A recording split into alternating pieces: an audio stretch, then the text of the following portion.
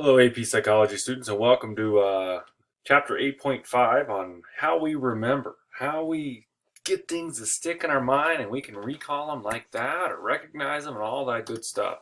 So, first off, you got to effectively encode it. When you learn it, you need to store it properly. You need to chunk it or associate it or make a mnemonic or give it time, space, repetition, and consolidation. All those things in my 5 steps to a better memory video.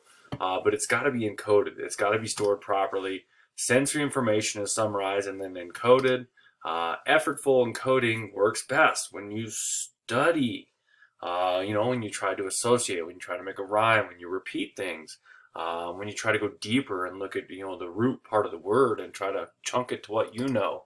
And then really important is rehearsal, saying it over and over again, or repeating the definition, or just trying to get it to where it sticks in your head because you've seen it or heard it so many times. It's a great technique to transfer from short-term memory to long-term memory. Most people prefer speech encoding, so they'll say it out loud, and they'll say it out loud, and they'll say it out loud. Some people like to visualize it. Some people have other techniques they like to do. And then spacing. You can't cram for a test. You need time for your brain to consolidate memories. When you sleep in REM, the hippocampus kind of dumps the stuff you don't need from today and then strengthens the memories that you learn. But it takes, about 2 weeks to really learn something through that spacing effects through consolidation. And so you gotta sleep to remember. So remember to sleep. So rehearsal, this is a picture from my rehearsal dinner so I could come up with. But see, that's an association. The word rehearsal makes me think about how the time we practiced the wedding the night before. And so it's kind of practice, practice, practice. So elaborative rehearsal is kind of when you go a little deeper. Maintenance rehearsal is your typical rehearsal where you just say it out loud, and keep repeating it. It doesn't always transfer information to long-term memory. I'm sure that you guys remember something. Powerhouse of the cell. What is that? Midichlorian, right? Midichlorian. I didn't learn it. I wasn't forced to repeat it like you guys. That's what you guys, you Gen Z and millennials, you joke that that's all you remember from school. Elaborative rehearsals, when you it's elaboration of encoding, it's when you go deeper. When you do, like I said, my 5 steps of better memory, you associate new items of information with material that's already been stored or with other new facts. Like when I learned Spanish, the word dormir was easy for me to remember because the word, when you go to college, you sleep in the dormitory, which has the Latin root word of dormir or dorma, which means to sleep. So in my mind, dormir was easy because I thought of a dorm. I was chunking it. I was associating it with what I know.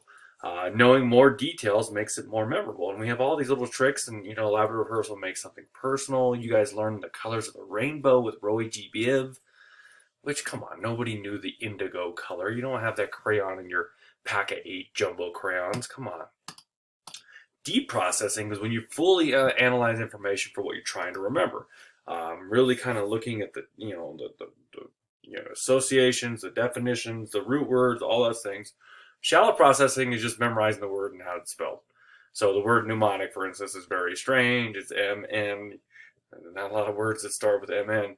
And so maybe I just remember that and that's it. But mnemonic, I might associate, okay, that is the Greek goddess of memory, and I'm starting to chunk things together. Maybe I make a little rhyme or make an actual mnemonic to remember it. And that is deep processing, is adding the functions and the importance of the term, which is the hypothalamus. Remember, we have our hypothalamus, we have our 4 Fs. So we're going deeper. Hypothalamus by itself means below the thalamus. And so I can memorize that meaning and the name of it, but when I put the 4 Fs, the hypothalamus is a part of the animal part of our brain. It has the food, fight, flight, and fun or fornication. And so now I'm going deeper and I'm associating things. I'm chunking it together.